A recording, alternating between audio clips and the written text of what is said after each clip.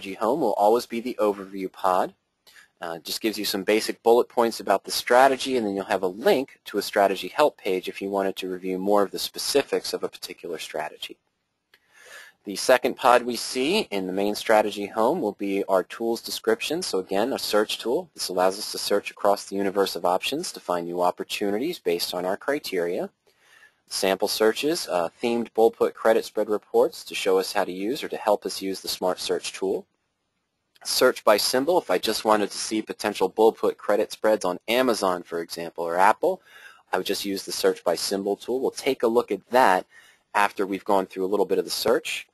And then, of course, we could link here to the My Portfolio tool, which does have its own tab, and then the backtesting tools as well. The third pod in every strategy will be, of course, the Learning Center. For the credit spreads, debit spreads, and iron condors, there's a two-part series. Well, actually, I should just say for the credit spreads and the debit spreads, the 4 vertical spreads, there's a 2-part webinar presentation, vertical spreads part 1 and part 2. For iron condors, there's actually, I believe, a link to a 4-part series that was done by Mike Phillips, the head analyst at PowerOptions Applied, who recently co-authored the Iron Condors book in the PowerOptions library. And then, of course, you also have some power tips. This one here, just be wary of wide-range spreads. You know, being careful of going too far, taking too big of a spread, and taking on too much risk. All right, let's see here. I just had a question in from Paul, and Paul, I'll get to that in a minute when we get to the actual search tool, so just give me one moment. All right, before we go into the bull-put credit spread search, I just wanted to show you, of course, if I click on married puts, for example, I'm going to see the same basic setup. We have our overview for the strategy. We have our tools pod as well. There's a learning center here with various articles relating to the married put technique. Also on the far right-hand side under the profit and loss chart, there's product listing for the married put technique, the blueprint written by Kurt Frankenberg. And then again, you have your power tips. So the main setup, the main home in each strategy will look very similar. You'll just have some different links, text links as opposed to videos, depending on the strategy. All right, let's go back to bull-put credit spread. And what we're going to do now is we're going to go into the main search tool. This is where we're going to start. If we want to access, we can start in 2 different places. If I logged onto my PowerOptions account and I decided today that I'm going to look at potential bull-put credit spreads, I can start in one of 2 places. If I go to the main search tool, this is going to show me some available positions based on a default search that's listed below. For example, if you first click on the bull-put credit spread search, you might start off with a default setting for an initial value set. This is just a basic default criteria. This is not a recommendation or suggestions of which positions you should trade. But what we've done here is programmed in some basic criteria that a bull-put credit spread investor might use as a default setting. For example, when I'm trading a bull-put credit spread to have a higher probability of success, I'm going to go further out of the money. So, of course, one of the default screens that we're using here is we're forcing the position to be at least 5% out of the money or more. In the center section of our greater than less than columns on the parameter field, you see here that we're looking for a basic return of about 10%, some option volume today just greater than 0. And we have some basic stock criteria. We're looking only for those stocks that have grown 5% of last year to this year, have a price to earnings greater than 0, and an average broker recommendation of less than 2.6. That's based on the ZAC scale, where, of course, 1 is a strong buy, 2 is a buy, 3 is a hold, 4 is a sell, and 5 is a strong sell. Now you notice, of course, there's over about 15 to 20 different option criteria here in the center, and about 20 to 25 different stock criteria that we could use on the right. In addition to that, we could screen by sectors and industries, screen through specific recommended lists or stock lists, use simple moving averages and Bollinger Bands. Now, why are there only 3 or 4 basic criteria? Because these searches are just created, as a stepping stone for you to create your own personal search. Again, we're not making recommendations or suggestions. Now, we saw on the profit and loss chart earlier, if I'm looking at a bull-put credit spread, I have a capped gain on the upside, a minimum risk on the downside. When I open a spread that's out of the money, a credit spread that's out of the money, I have a higher probability of success. So you want to adjust the criteria based on what you're looking for. For example, if 5% out of the money is not as conservative as you'd like. If you'd like to go deeper out of the money to start on a credit spread position, we would just click in the field for percent out of the money, and I'll just change this to be greater than 8 to blank. Now our option expiration time frame, it started in the next available full expiration month for January, but if I wanted to include some December positions, which expire in about 18 days, I'll simply click the drop-down menu here. I can select December or other available months, or I can do a wider range and I'll select all months, for example, but then I'll use the days to expiration field to limit it to be between 0 and let's say 50 days to expiration. Let me just scroll up real quick. Is it January? No, it's 52. So let's go ahead and put in 0 to 55. So we'll include January and December positions. Now, one slight suggestion I do always make to my customers during a coaching session or during these webinars, of course, is if you're doing credit and debit spreads, maybe even iron condors on stocks, for example, or you're doing covered calls or even standard collar positions, any of the income-generating strategies, one thing you might want to look to avoid are positions that might have an earnings between now and expiration. You don't want any sudden surprises or something out of the blue that you can't control to see a sudden drop on the stock if you're in a bullish leverage spread, or a sudden gap up in price if the earnings are really strong if you're in a bearish leverage spread. So typically what you might want to do is just avoid an earnings date. So I'll just check the box there for not between now and expiration. If I'm doing covered calls and I want to avoid early assignment, I might also use the ex-dividend date field here to look for positions that don't have an earnings date between now and expiration. Now in the center section, if you wanted to look, for example, for a higher return again, you can just click in that field and put in your values of what your minimum requirement is for return or annualized return. Net credit might also be important to you. In addition to the return, if you know what your commissions are, your commissions maybe are a little bit higher, than maybe around $20 per contract or $15 per contract. So you know if you're trading a credit spread and you're only planning on doing a few contracts, you're going to want at least a net credit of 40 or 50 cents. Well, we'll just plug that in. So I'll go ahead and put in a net credit of 50 cents to blank, which is greater than 50 cents. I'll only see credit spreads now that have 50-cent net credit or higher. If you wanted to have more liquidity for option volume today, let's go ahead and put in at least 10 contracts. I can also put in open interest. If I wanted a higher open interest, say at least 50 contracts, we can plug that in as well. If you focus on implied volatility, you can put in specific requirements for the implied volatility of the sell option or the buy option or the implied volatility ratio between the two. Black-Scholes values to measure if the option is overvalued or undervalued, we can include that as well.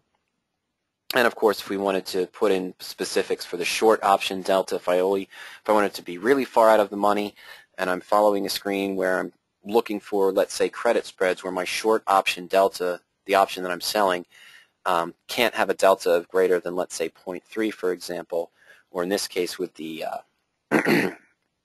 bull put credit spreads, of course, to be screening for a negative delta, we can plug that in as well. Now over on the right is most of our stock information. If we have a limited range of what we want to look for stock price. I mentioned we put in a default for earnings per share growth and price per earnings. If you wanted to screen for stocks that had a specific beta, and as the stock's volatility relates, of course, to the volatility of the S&P 500. Average stock volume, for example. One important ones is the credit, for credit spreads, is the probability. If I only want to see credit spreads that have a theoretical probability of at least 75% or higher, that in this case for the bull puts, the stock would stay above both strike prices at expiration. I'll just plug in a probability. And we can also use some technical indicators as well. If we wanted to screen for stocks that have specific RSI, Bollinger Band range, for example, or in this case for the bull put credit spreads, if I only wanted to see stocks that were in an uptrend, for example, stocks that were trading above their SMA 50, I'll just go ahead and select that, stock price above SMA 50. Now, if you wanted to avoid trying to put in the different criteria for the stock, let's say you like to track stocks in the IBD 100 list, maybe you like to track 5-star recommended stocks by Standard & Poor's, you only like to follow stocks in the NASDAQ 100. In the recommended list field at the center, we can simply click that drop-down list, and we see we can screen just by the Dow 30 Industrials, IBD 100. If you wanted to look just for credit spreads on ETFs or indexes, we could select just to screen against indexes, ETFs, and holders, NASDAQ 100, for example. Standard & Poor's 100 or 500 stocks, the 5-star stocks, and we even have some value line lists here included for you as well. So rather than trying to build a search based on the stock criteria of stocks that you'd like to look for, if you want to follow a specific stock list, you might select one of the lists there in the recommended list field, or you can create your own personal list. If you have a specific list of stocks, let's say 50 to 60 stocks that you just track on a regular basis, you can import that list, create your own personal list, and just screen against those stocks. You can also remove stock lists as well. If I wanted to remove stocks in the NASDAQ 100, or I didn't want to see the indexes or ETFs, I could select to remove that from the drop-down menu as well. Now once I've made the changes to the search criteria that match what I'm looking for specifically, we can just go ahead and click on Submit these settings. This is now going to rerun the search, and it's going to show us only those bull put credit spreads that match our new criteria. Now I am sorting this by the highest potential return to lowest. If I wanted to change that and sort it by the highest probability, which would sort of flip the results, it wouldn't change the number of results that I have, but it would flip the results. Naturally, the ones that have the highest return are probably going to have the lowest probability. So if I choose to switch it and screen by the highest probability to lowest, I probably have the lowest return positions on the top and the highest on the bottom. All right, before we go through the listed results tables there and go into the See More or Less columns field, I'm going to scroll back down. And let's say just after I ran this search, I was comfortable with the results. I like the way this looked. We're just going to, excuse me, I'm going to want to go ahead and save my specific criteria. And Paul asked earlier, how do we execute a save search of our own? Does clicking on search do that, or is that a default search?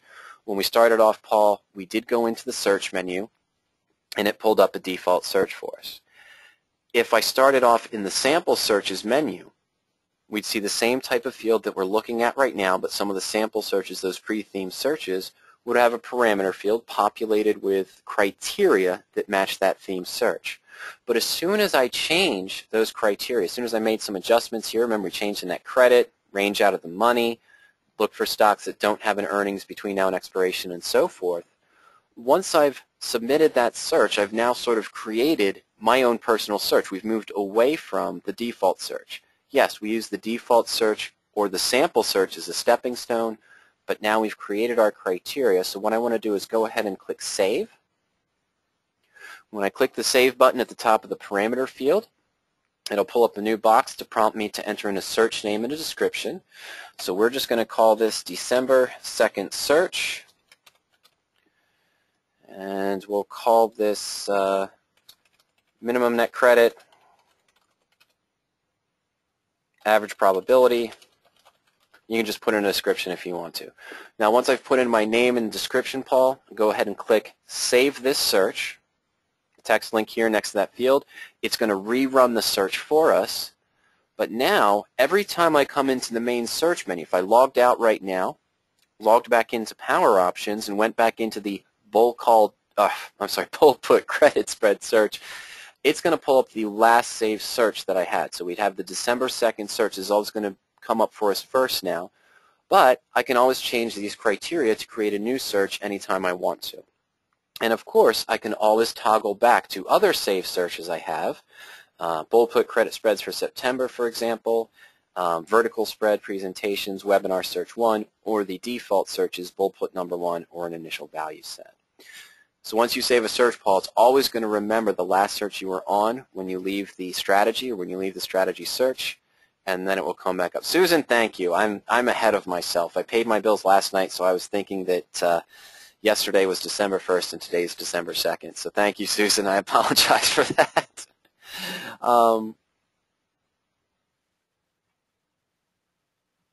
Wayne wanted to know, Mike, is the price in this feature a real-time quote? Yes, what we're looking at right now, Wayne, is this trial account that we're using, this webinar account, is using the real-time quotes.